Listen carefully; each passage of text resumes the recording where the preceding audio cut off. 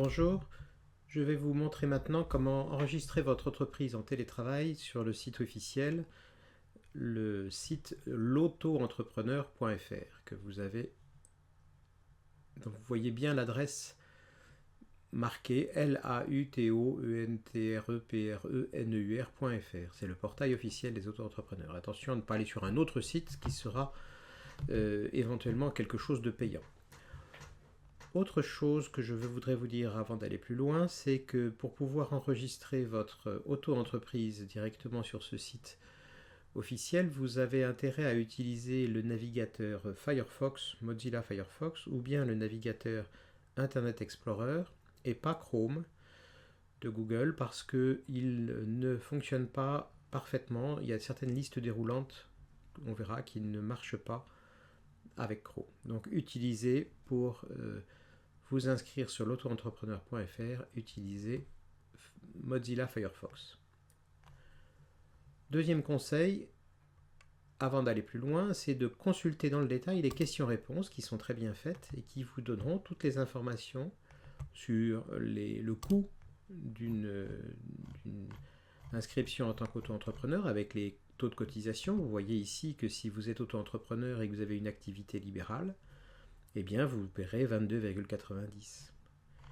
Et vous verrez de la même manière, plus loin, si vous êtes bénéficiaire de l'ACRE, donc l'aide à la création ou à la reprise d'une entreprise, autrement dit, par exemple, si vous êtes au chômage, au RSA, etc., vous ne paierez pendant les 3 premiers trimestres que 5,80% de charges sociales sur votre chiffre d'affaires.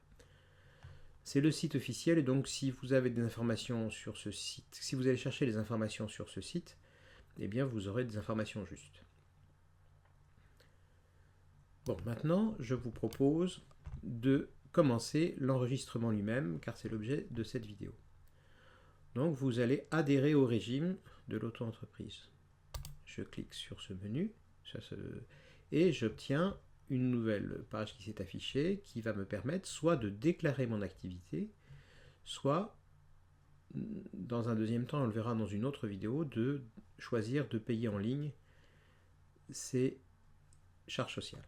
Commençons par la création de votre entreprise en télétravail, en auto-entrepreneur, en télétravail. Donc, mais déclarez votre activité. Et c'est valable d'ailleurs si vous voulez faire autre chose que du télétravail, bien sûr. Donc, je clique sur déclarer votre activité.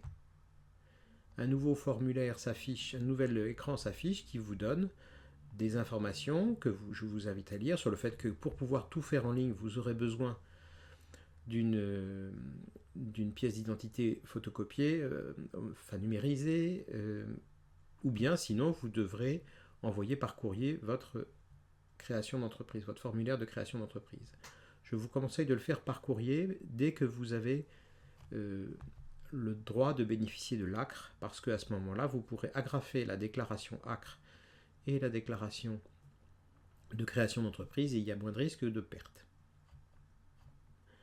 Alors, je vous invite donc à lire dans le détail, mais finalement, pour ce qui nous intéresse, pratiquement, pour devenir profession libérale, eh bien, vous allez d'abord cliquer sur ce bouton « Déclarer votre début d'activité ». Allons-y. Vous voyez qu'un formulaire en ligne est en train de se charger, que nous allons compléter. Il y en a pour une vingtaine de minutes à peu près. Ce formulaire en ligne vous propose d'abord de choisir un domaine d'activité. Alors, vous pouvez regarder dans le détail, bien sûr, mais je vous conseille de choisir une activité de conseil pour être sûr de pouvoir évoluer ensuite en fonction des évolutions de votre entreprise. Parce que si vous dites « je suis une secrétaire, je suis un graphiste » et que vous allez dans le détail en disant « je vais choisir l'activité secrétaire ou graphiste », imaginons que dans 6 mois, 1 an, vous vous rendiez compte que vous ne pouvez pas vivre de cette activité précise, mais que par contre une activité un petit peu différente le permet. Eh bien, vous serez un peu coincé parce que vous aurez créé votre entreprise de façon précise en étant, par exemple, secrétaire. Alors que si vous dites que vous faites du conseil, c'est ce que je viens de choisir, activité de consultant et de conseil, et ensuite, vous cliquez, vous allez aller dans le détail, vous allez sélectionner, vous voyez, je viens de cliquer sur afficher toutes les activités du domaine, je vais sélectionner une autre nature d'activité, je vais aller un peu plus dans le détail dans mon conseil. Je vais faire du conseil aux entreprises. Eh bien, pratiquement toutes les entreprises en télétravail peuvent faire du conseil aux entreprises. Ça revient à du conseil aux entreprises. Donc le fait d'avoir pris une définition extrêmement vaste de votre activité, conseil aux entreprises, eh bien vous pourrez ensuite sans problème évoluer en fonction des évolutions de votre activité concrète. Autre conséquence intéressante, c'est que vous allez être immédiatement catalogué dans activité libérale. Vous voyez ici que le bouton radio qui est grisé, c'est activité libérale. Donc vous êtes une activité libérale, vous êtes rattaché à la CIPAV, c'est-à-dire la Caisse interprofessionnelle de l'assurance vieillesse. Donc c'est votre caisse de retraite vieillesse. Et ensuite, on va pouvoir rentrer dans le détail du formulaire. Avez-vous déjà exercé une activité non salariée en France? Alors vous cliquez oui si vous avez déjà créé une entreprise dans le passé et que vous l'avez fermée, et le lien sera fait grâce à cette information que vous allez saisir, mais je vais considérer que non, vous n'avez pas créé d'activité indépendante en France, et donc on ne va pas aller plus loin. Ensuite, je vais compléter les déclarations relatives à la personne. Alors, je vais prendre mon cas, masculin. Je m'appelle Monsieur Billette. Mon prénom, c'est Mathieu. Ma date de naissance. Alors, je vais mettre les vraies informations. Pourquoi je suis obligé de le faire? Parce que, en fait, il y a des contrôles. Et donc, par exemple, ma carte vitale sera contrôlée et il y aura un contrôle de cohérence entre ma carte vitale et la date de naissance et également le département de naissance. Donc je vais mettre les vraies informations, je les masque. Alors vous voyez, département 76, je suis né à Rouen. Voilà. Ensuite je continue. Mon domicile personnel, eh bien là je vais dire que je crée mon entreprise, que mon domicile c'est le 7 rue d'Armagnac.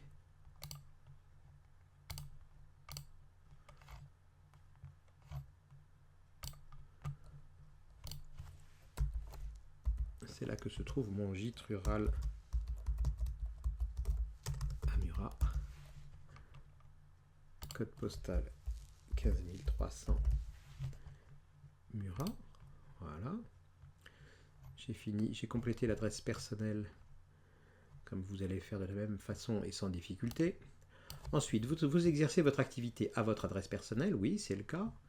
Date début d'activité. Alors, cette date doit être, comme vous pouvez le voir en affichant la petite aide qui se trouve placée sous le point d'interrogation, vous devez la faire dans les 30 jours. Donc là, par exemple, aujourd'hui, nous sommes le 25 octobre. Bien, je vais dire que je crée mon entreprise le 1er novembre 2015. Et ça sera accepté. Est-ce que j'exerce une activité saisonnière? Non, une activité de télétravail est une activité que l'on fait toute l'année, normalement. Alors on retrouve ici ce que j'avais enregistré au début, que j'allais faire du conseil aux entreprises. C'était du conseil aux entreprises. Alors c'est là qu'il faut avoir un navigateur de type Firefox ou Internet Explorer et pas Chrome, parce que Chrome ne marche pas. Ici je vais pouvoir... Alors j'ai un message d'erreur qui m'affiche. La date d'activité est antérieure de 180 jours ou plus à la date du jour. Ah oui, j'ai mis 01 et pas 11. Exact. 1er novembre 2000. Je sélectionne une nature et vous voyez qu'il y a des contrôles qui sont effectués. Où est-ce que je vais... Qu'est-ce que je vais faire comme service? Comme nature d'activité, c'est un service. Le lieu d'activité, eh bien, je vais mettre... dans un bureau, dans un cabinet par exemple, mais j'aurais pu aussi mettre autre, je vais faire ça, je vais mettre autre et je vais mettre à domicile.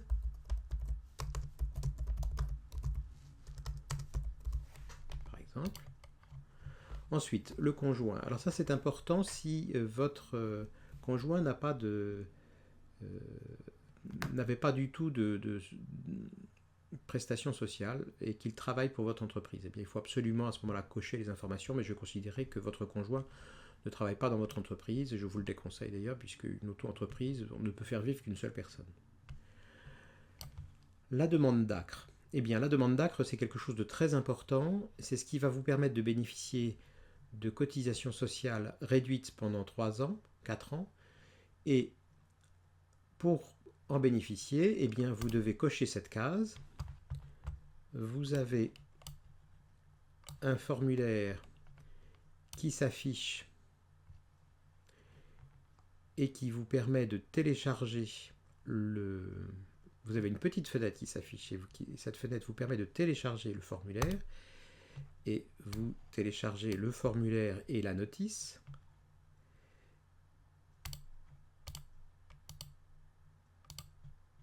Et vous allez pouvoir enregistrer ce formulaire sur votre disque dur et ensuite le compléter. On verra ça à un autre moment, mais vous avez droit, quand vous êtes au chômage, quand vous êtes au RSA, quand vous êtes handicapé, enfin, dès que vous avez une situation sociale un petit peu difficile, pour simplifier, eh bien vous avez droit à l'ACRE. Et ce formulaire d'ACRE que nous verrons dans une autre vidéo est très facile à remplir. Il y a juste à cocher la case et marquer ces informations.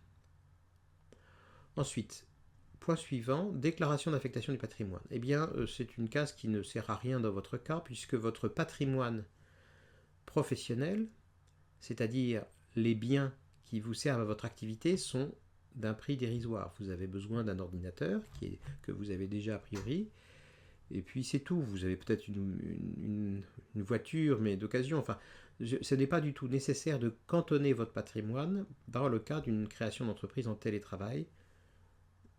Vous n'allez pas contracter de dette, et donc on ne viendra pas vous chercher des actifs de votre patrimoine personnel pour rembourser le créancier. Donc ce n'est pas nécessaire.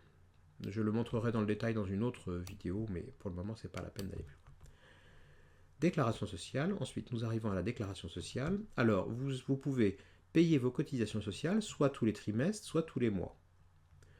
Je vous conseille de choisir mensuel, le paiement mensuel. Pourquoi ? Parce que vous ferez votre déclaration de chiffre d'affaires chaque fois que vous recevrez un relevé de compte bancaire, et vous aurez un compte bancaire dédié à votre activité d'auto-entreprise, et avec la réception de votre relevé de compte bancaire, vous irez à ce moment-là déclarer vos cotisations, vous irez déclarer votre chiffre d'affaires et donc payer vos cotisations tous les mois.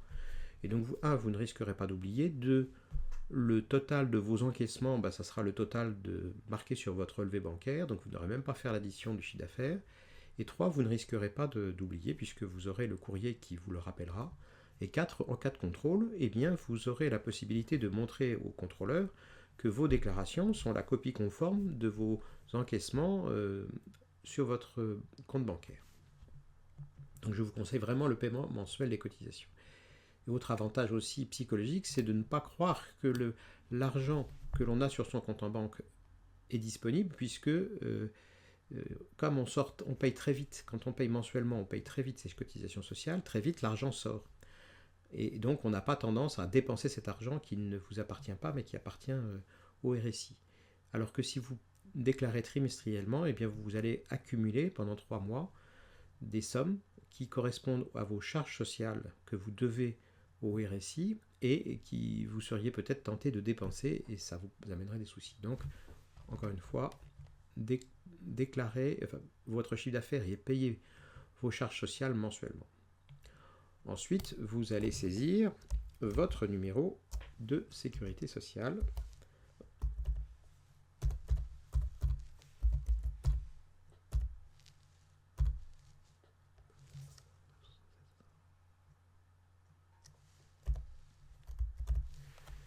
Alors c'est là aussi qu'il y a un contrôle de cohérence entre mon numéro de sécurité sociale et les dates que j'ai saisies au début de naissance et le lieu de naissance. Ensuite, je continue mon travail d'enregistrement de mon entreprise. Est-ce que je vais être auto-entrepreneur exclusivement? Eh bien, par défaut, c'est oui, bien sûr, vous ne ferez que ça, mais vous pouvez également rester salarié. Ça prouve bien que on peut parfaitement être salarié et en même temps avoir une activité d'auto-entreprise. Vous pouvez dire créer une activité d'auto-entreprise en cochant cette case activité auto-entreprise exclusive et ensuite aller travailler dans un restaurant ou dans un petit... avoir une petite activité accessoire de salarié, c'est parfaitement possible, il n'y aura aucun souci. Vous voyez, bon, salarié, vous pouvez aussi être retraité, pensionné et autres. Bon, ça dépend de votre situation personnelle, mais ce n'est pas très difficile à comprendre. Ensuite, vous devez sélectionner votre régime d'assurance maladie actuel.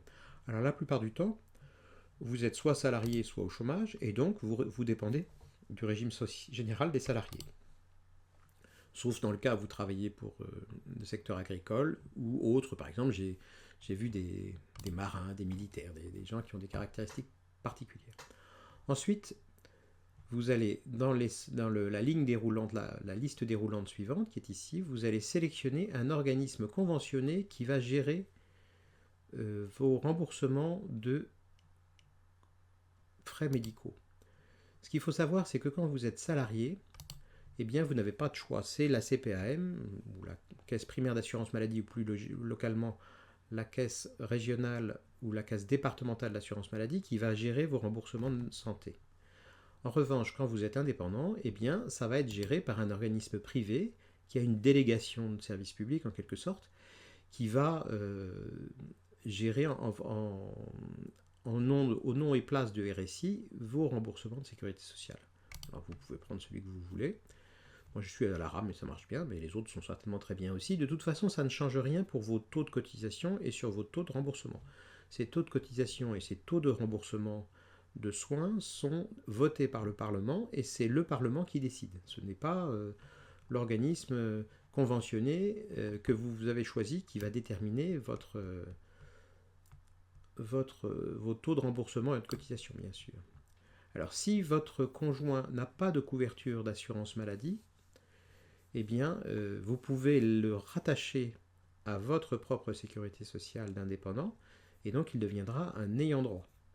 Je vais partir du principe que votre conjoint, si conjoint il existe, est déjà couvert par sa sécurité sociale personnelle. Il a déjà une sécurité sociale.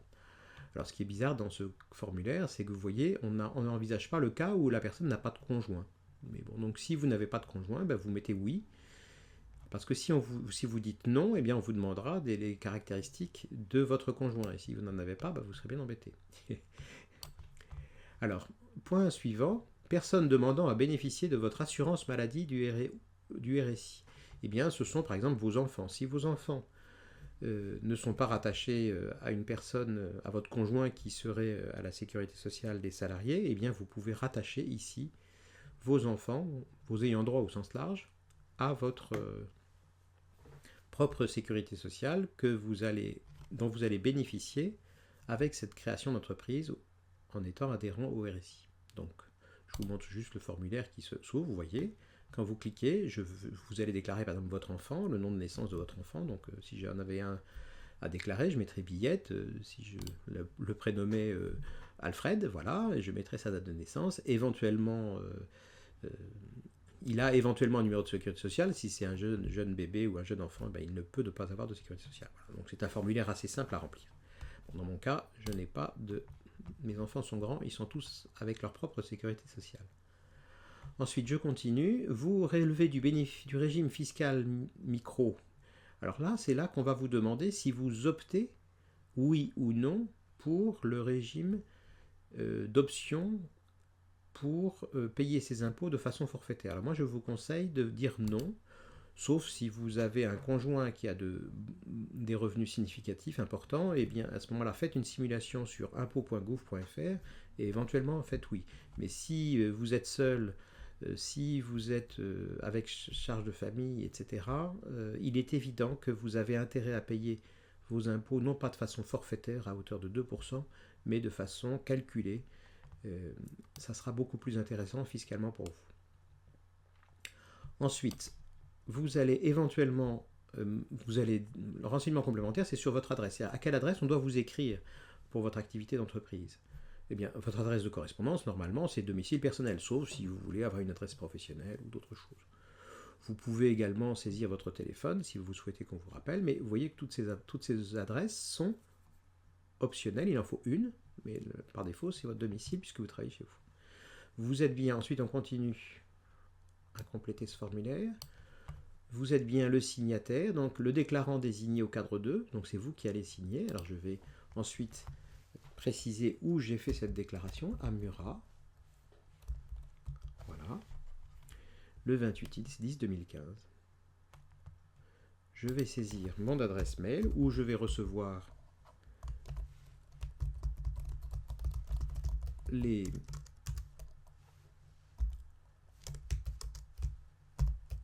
informations du RSI.